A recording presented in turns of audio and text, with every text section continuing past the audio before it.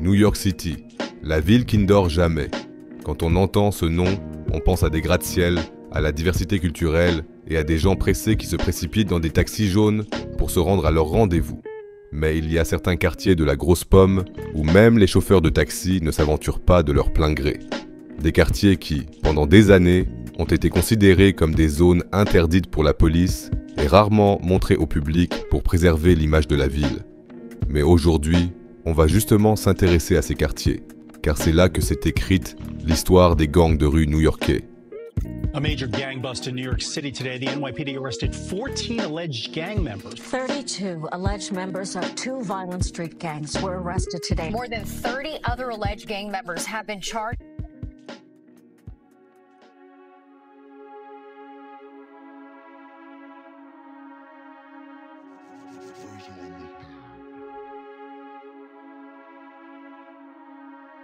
Au début des années 60, les rues de New York étaient encore un endroit tranquille. Les bâtiments et les rues étaient propres, le taux de chômage était de seulement 4% et avait tendance à baisser, et plein d'Italiens, de Juifs et d'Irlandais vivaient en paix avec les communautés afro-américaines et latino-américaines. Mais tout a changé du jour au lendemain, car la construction d'une autoroute qui devait traverser New York a nécessité la démolition de centaines de maisons, obligeant de nombreuses personnes à quitter leur logement. Ce fut le début d'une petite crise financière pour New York, car non seulement la construction de l'autoroute a coûté des milliards, mais de nombreux commerces ont dû fermer, et de plus en plus de gens se sont retrouvés au chômage. Les gens aisés qui en avaient les moyens ont déménagé dans de belles maisons en périphérie. La classe moyenne a suivi quelques années plus tard, jusqu'à ce qu'il ne reste plus que les plus pauvres dans les quartiers, où les travaux de construction battaient à leur plein jour et nuit. Il s'agissait principalement de latino-américains et d'afro-américains. Dans les années 60, il y avait encore beaucoup d'agressions racistes dans la ville, ce qui a souvent donné lieu à des manifestations et à la montée en puissance de groupes comme les Black Panthers. À cette époque, il y avait aussi beaucoup de flics corrompus qui étaient racistes envers les communautés afro-américaines et latino-américaines, ce qui a dégénéré en juillet 1964. Un afro-américain de 15 ans a été abattu par un policier devant ses potes et une douzaine d'autres témoins. Ça a provoqué 6 jours d'émeutes à Harlem et à Bedford, pendant lesquels environ 4000 New-Yorkais ont semé le chaos dans la ville. La police new-yorkaise a réagi avec violence, blessant gravement 118 personnes, pour la plupart par balle. Une personne a même perdu la vie. Mais le racisme n'a pas diminué après les émeutes. Et quand Martin Luther King, qui incarnait l'espoir des Afro-Américains, a été assassiné, l'ambiance à New York a complètement basculé. Et ça s'est clairement vu à partir des années 70.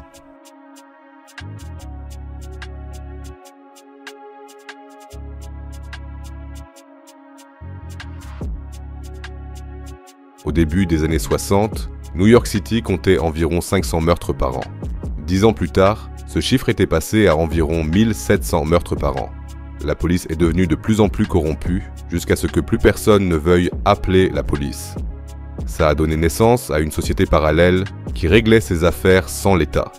À cette époque, la ville aurait dû faire tout son possible pour démanteler cette nouvelle société. Mais grâce à l'ancien maire de New York, la ville s'est retrouvée à court d'argent dans les années 70, ce qui l'a contraint, dans l'une des périodes les plus difficiles de l'histoire de New York, à licencier des milliers d'employés municipaux en raison d'une pénurie financière persistante. Et une grande partie d'entre eux étaient des policiers. Comme New York avait environ 12 milliards de dollars de dettes, les travaux de construction dans la ville ont aussi été arrêtés et les gens, déjà pauvres, ont dû vivre dans des bâtiments en ruine. Le taux de chômage a doublé et beaucoup de gens qui avaient encore un boulot normal quelques années auparavant sont devenus des criminels pour survivre. Les enfants ont vu leur père se transformer en gangster et finir en prison, tandis que leur mère devenait prostituée ou toxicomane. Ils vivaient avec le minimum vital, abandonné par l'État. C'est comme ça qu'une nouvelle génération latino-américaine et afro-américaine sans loi a grandi dans de nombreux quartiers de New York, cherchant dès son plus jeune âge des modèles aussi rebelles qu'elle. À l'époque, les clubs de motards comme les Hells Angels, qui sont arrivés à New York dans les années 80 et ont ouvert 7 clubs dans la ville à ce jour, étaient très présents dans la presse. La devise des motards hors la loi collait parfaitement au style de vie des jeunes New-Yorkais qui traînaient en petits groupes jour et nuit. Ils ont donc commencé à se regrouper comme les clubs de motards. Ils ont formé de petits gangs, créé des blousons ou des gilets et semé la pagaille dans les quartiers. Ces petits gangs protégeaient leur quartier, vendaient de la drogue et se faisaient à la guerre. Ils volaient leurs blousons, qu'ils accrochaient ensuite ostensiblement dans leur quartier et avaient presque les mêmes rituels et structures que les gangs de motards de l'époque. Comme on était plus en sécurité dans un gang quand on était latino ou afro-américain, des centaines de gangs ont vu le jour en peu de temps, qui ont grandi et ont connu des hauts et des bas. À Brooklyn, il y avait des gangs comme The Dirty Ones et à Harlem, des gangs comme les Harlem Turks semaient le trouble dans le quartier. Mais c'est le Bronx qui était le plus connu, car c'est là qu'il y avait le plus de gangs dans les années 70. Il y avait des groupes de jeunes comme les Roman Kings qui étaient déjà actifs dans les rues dès leur adolescence et d'autres groupes comme les Lost War Bands qui avaient même passé quelques années en Vietnam et avaient des armes de guerre. Mais les plus grands gangs étaient les Black Spades et les Ghetto Brothers, à tel point qu'on rencontrait un gang à presque chaque coin de rue à Harlem, Brooklyn et dans le Bronx. À un moment donné, il y avait tellement de gangs différents qu'il y avait tous les jours des bagarres qui dégénéraient rapidement en fusillades. De plus en plus de membres de gangs se sont armés et avec les armes, il y a eu de plus en plus de morts et de violences dans les rues de New York. C'est pourquoi les chefs des plus grands gangs new-yorkais ont organisé une réunion dans le Bronx pour que tous les gangs importants se rencontrent et règlent enfin leurs problèmes. Et même si beaucoup avaient déjà perdu la vie dans les guerres de gangs, ils ont réussi, après des heures de discussion, à mettre leurs problèmes de côté et à faire la paix.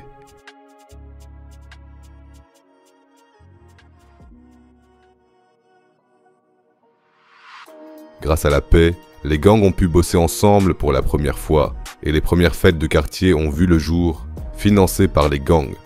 Beaucoup de membres du Ghetto Brothers Gang étaient des musiciens qui jouaient alors du rock ou du funk lors des fêtes. Mais bien sûr, la rivalité faisait toujours partie des gangs. Ils ont donc commencé à s'affronter dans des battles de danse, sans que celles-ci ne dégénèrent en violence.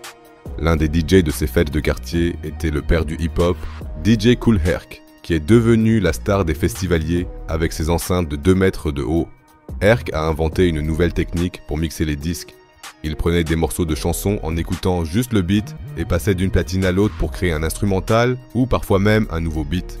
Grâce à ces fêtes, qui ont rapidement été organisées dans des clubs, il est devenu de plus en plus important d'avoir un look cool. Les gangs ont donc abandonné leurs blousons et ont pris goût à bien s'habiller. Mais ces fêtes n'étaient qu'une distraction de la réalité, car New York était toujours en crise. En juillet 1977, par exemple, une panne d'électricité de 24 heures a frappé le Bronx, le Queens, Manhattan et Staten Island, entraînant le pillage de nombreux magasins et causant 300 millions de dollars de dégâts. Le taux de criminalité augmentait chaque jour, si bien que plus d'1 million de personnes ont quitté New York au cours des années 70. Les années 80 ont donc commencé avec un nouveau problème, la cocaïne.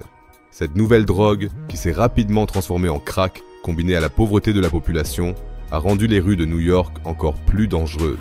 À cause de la drogue et de l'argent qu'elle rapportait, les actes de violence se sont aggravés et de nombreux petits gangs de dealers ont vu le jour. Les gangs de rue sont ainsi peu à peu devenus des gangs de dealers. L'un de ces gangs, rendu célèbre dans le monde entier par des rappeurs comme 50 Cent et Nas, était le Supreme Team.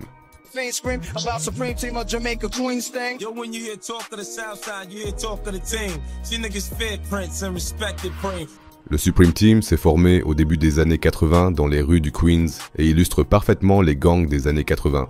Ils faisaient de la contrebande et vendaient de grosses quantités de cocaïne et étaient responsables d'une douzaine de meurtres. Le chef du gang Supreme Team, un gars appelé Kenneth Supreme McGriffin, gagnait jusqu'à 200 000 $ par jour à son apogée. Mais il a été arrêté en 1987 et condamné à 12 ans de prison, dont il a purgé la moitié. C'est ce qui est arrivé à 90% des gangs de dealers, ce qui a rempli les prisons dans les années 80. À la fin de la décennie, les Latin Kings ont aussi vu le jour. Un gang qui ne recrutait que des latinos et qui a été fondé par un gars appelé Luis Felipe, alias King Blood, dans une prison new-yorkaise. Les Latin Kings sont rapidement devenus le plus grand gang des prisons new-yorkaises et tous ceux qui sortèrent de prison contribuaient à son expansion à l'extérieur. À cette époque, Les prisons étaient clairement dominées par les latinos et les afro-américains, qui n'étaient pour la plupart que membres d'un petit gang de dealers, ne pouvaient rien y faire, jusqu'au début des années 90. En effet, deux jeunes hommes, nommés O.J. Mack et Dead Eye, ont formé un gang pour se protéger des latinos.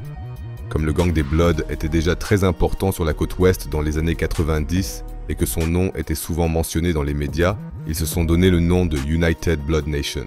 Et même si les fondateurs du gang n'ont jamais reçu la bénédiction des vrais Bloods de Los Angeles, ils ont recruté tous les Afro-Américains qui étaient en prison jusqu'à ce qu'ils ne soient non plus inférieurs aux gangs latinos. Quand les premiers membres ont été libérés, les Bloods se sont aussi répandus dans les rues de New York, où différents sous-groupes ont vu le jour, comme les Nine Trey Gangster Bloods, connus dans le monde entier grâce à 6ix9ine. Les Crips sont aussi arrivés à New York à partir de 1993 et ont commencé à mettre en place un réseau criminel à Harlem. Les premiers Crips new-yorkais se faisaient appeler les Harlem Crips et, contrairement à la United Blood Nation, ils étaient directement issus des Crips de Los Angeles. Ils ont utilisé leur connexion à LA pour faire passer de grosses quantités de drogue et ont ainsi connu un grand succès.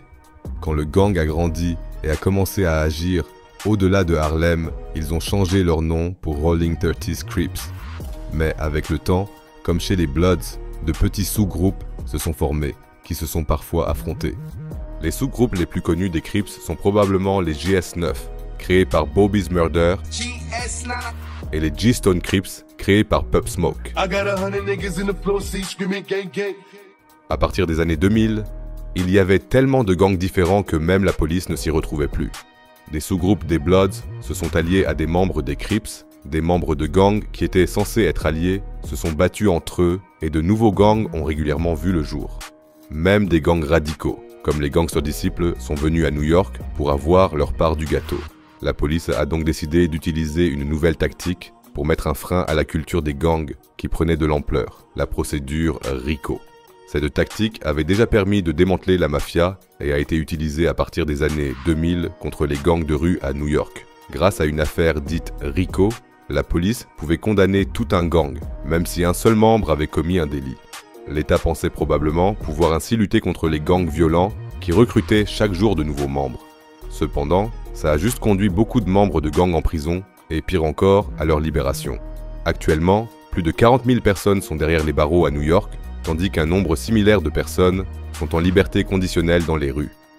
Chaque semaine, un gang de rue new-yorkais est arrêté par la police, pour être remplacé peu après par un autre gang, souvent encore plus radical.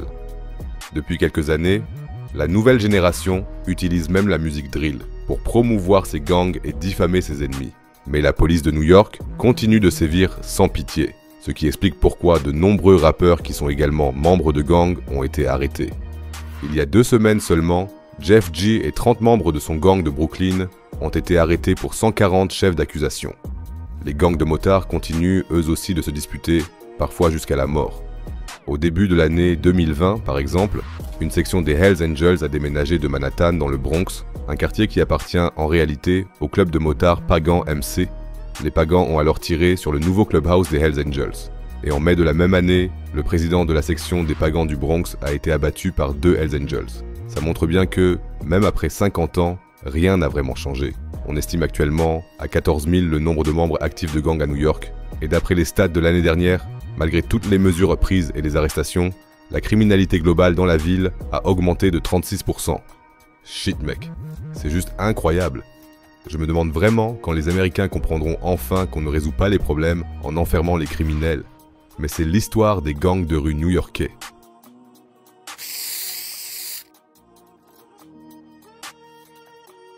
Cette vidéo m'a pris des jours de boulot.